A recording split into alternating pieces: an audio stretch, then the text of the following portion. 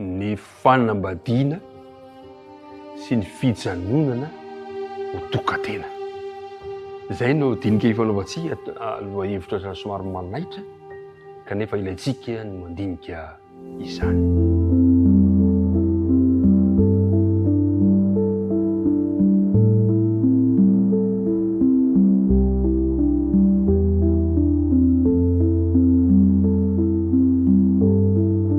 Miaraba antsika rehetrarehetra amin'ny anaran'i Jesosy Kristy tompontsika, tafahoana indray amin'ity andro vaovao ity.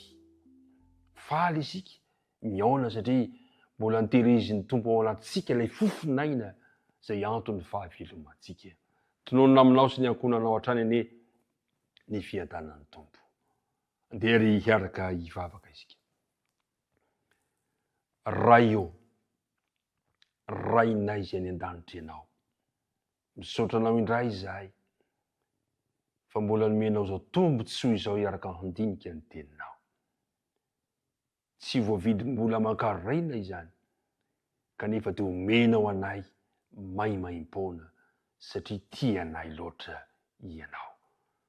Mahatsapa anefa izahay fa misy hevitra mampisaraka anay aminao, vitanay teo anatrehanao, koa mangataka izay mamela Tompo ny elokay ary aoka mba ho vita fihavanana aminao izahay. Ka raha andinika ny teninao ankehitriny dia aoka ny fanainao masina no hitaritarana anay, ampianatra anay izany teninao izany. Tononona ny vavaka angatana aminaran'i Jesosy reriany. Amen. Korintianina voalohany toko fahaenina, andinina fahasivy amby folo sy faharoapolo. Ainao izay ilay andinina tao tahadina. Ahoana ary? Moa tsy fantatrareo fa ny tenanareo dia tempolon'ny fanahy masina izay ao anatinareo sady efa azonareo tamin'Andriamanitra, ka tsy tompony tenanareo ianareo fa olom-boavidy ianareo, koa dia mankalazan'Andriamanitra amin'ny tenanareo.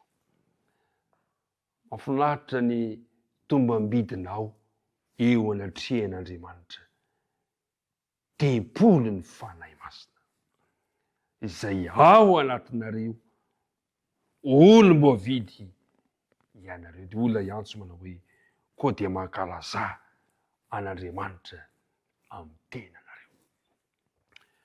Amin'ny ao anatin'ny tontolo-kevitry ny fampitandremana momba fitsangatsangana hatrany no ilazan'i Paoly azany andiny soratra masina izany. Zao no voalaza mantsy raha mialohan'io andinina tao tahadina io amin'ny andininy fahavalo ambin'ny folo.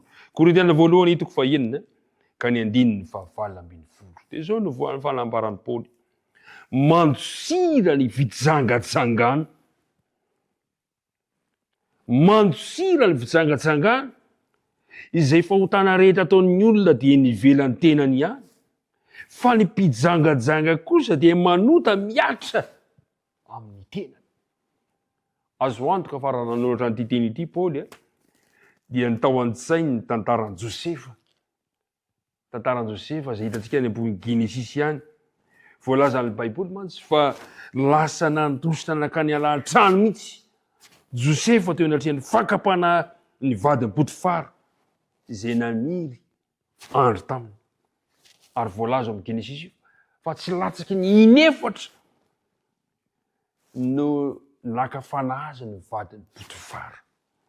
Zavatra nisy nandositra ny fitsangatsangana i Josefa. Azo antoka zany fa izany tao an-tsain'i Paoly. Ny mahatempolon'ny fanahy masina antsika dia midika ho fananana fiainam-pahamasinana. Raha tsapa ny tsirairay avy fa tempolon'ny fanahy masina izy, ary tokony tsapantsika raha teo moa zany satria izany ange nametran'Andriamanitra antsika.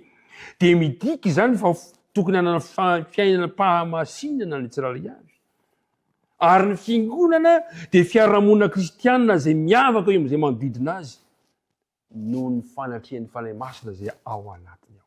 Ka raha ny teny Paoly mandosira ny fitsangatsangana dia satria efa fanta izay toerana misy anao izay hoe tsy fantatrareo va fa ny tenanareo dia ny tempolon'ny fanahy masina. Zava-dehibe zany ny lesona mikasika ny firaisana ara-nofo izay nambarany Paoly amin'ny Korintianina voalohany moa toko fahafito dia mikasika ny amin'ny tontolo-kevitry ny amin'ny fanambadiana no resahan'ny Paoly ao. Resahany ao ny mikasika ny amin'ny tontolo-kevitry ny amin'ny fanambadiana, ary resahany ihany koa ny taridalana amin'ny fijanonana ho tokantena manomboka amin'ny andininy fahatimy amby roapolo any dia resahany ao ny amin'ny hoe ny amin'ny tokateny kanefa eto ny tiako resahana kely ny amin'ny fanambadiana moa dia efa mazava hoe taridala avy amin'Andriamanitra ny fanambadiana fa zao lazainy Paoly amin'ny andininy fahatimy amby roapolo Korintiana voalohany toko fahafito andininy fahatimy amby roapolo fa ny amin'ny Virjina dia tsy manana didy avy amin'ny tompo aho nefa ataoko izay hevitro tahaka izay niantrano tompo ahy ho matoky.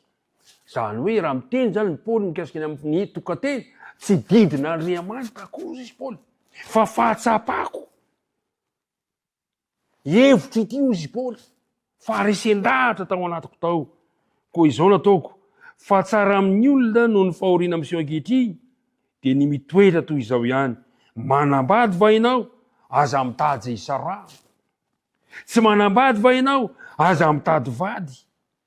Tsy midiny akory Paoly hoe ratsy ny manambady na ratsy ny tsy manambady. Tsy miteny an'izany Paoly.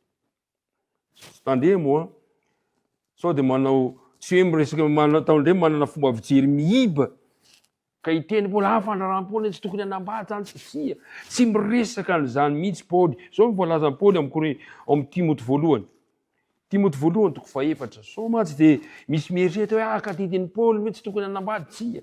Tsy mandrara an'izany ny soratra masina, tsy miteny an'izany ny soratra masina. Andriamanitra raha teo tsy miteny an'izany. Andriamanitra raha miteny tsy tsara raha irery ny olona. Zao ny voalazany Paoly.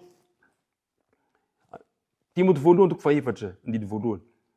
Fa ny fanahy milaza marina fa amin'ny andro aoriana dia emitra amin'ny finoana ny sasany manaiky fanahy mamitaka sy ny fampianarany demonia amin'ny fikatsaram-bila tsy ny mpilaza lainga ka voapetaka ny vy mamay ny fieritreretany izay mandrara tsy hanambady. Hitantsika tsara zany. Fatandry tratra sa toetratra tsy fandrarana tsy eken'ny soratra masina ny fandrarana tsy hanambady. Zao koa ny voalaza amin'ny Timoty voalohany toko fadimy ka ny andininy fahaefatra ambin'ny folo. Dia zao ny voalazany.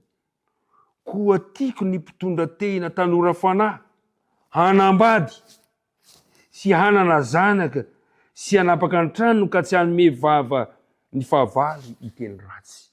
Eto aza Paoly dia mampirisika manambady ho an'ny tanora fanahy.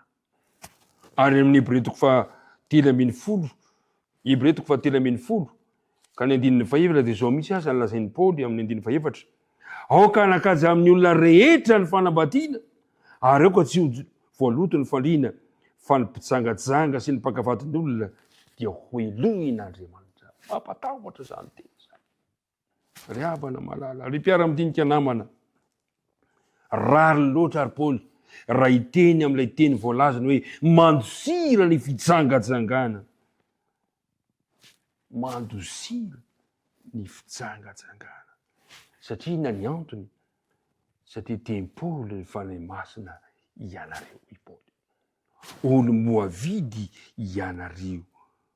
Zava-dehibe mandositra ny fitsangajangana. Marina fa Andriamanitra no nahary ny firaisana ranofo. Nefa ao anatin'ny fanambadiana ihany no tokony hanaovana izany. Tombontsomen'Andriamanitra ho an'ny mpivady ny firaisana ara-nofo. Izany ihany no fikambanana izay ankatoavina sy eken'ny Baiboly. Ny mpivady ao anatin'ny fanambadiana men'Andriamanitra tsodrano ny amin'ny firaisana ara-nofo. Ry mpiara-midinika namana, Andriamanitra nome antsika ny fahendrena rehetra ka hatsapahantsika fa ny tenantsika dia tempoly ny fanahy masina tokony hanana fiainam-pahamasinana. Olo moavidy isika tsirairay avy. Novitiny Kristy tamin'ny rano teo amin'ny hazo fijaliana dia hoy ny teny manao hoe koa dia mankalaza an'Andriamanitra amin'ny tenanareo. Fombanao any Andriamanitra ka atonga anao hitazona izany maha-olona ambony anao zany satria ny fanahin'Andriamanitra ao anatinao, ao anatintsika tsirairay avy. Ivavaka ny ankehitriny. Ray malalo, indreza ny akanto mianatra omenao anay. Indreza ny atsara ny taridalana izay omenao anay ka ampatsiahivinao anay fa izay rehetrarehetra ireto dia tempoly ny fanahinao masina. Aoko resy lahatra zahay fa ny fanahinao dia aty anatinay. Olona mifanahy izahay, olona misy ny fanahinao masina izahay, ka andeha mahitsy eo anatrehanao. Ifady ny ratsy rehetra, ankalaza kosa anao amin'ny tenanay. Dia mitahianay tsirairay avy. Raha hiatrika ny tontolo andro ny fiainana izahay, dia aza mafoina masaraka anay. Tononona ny vavaka amin'anarana Jesosy. Amen.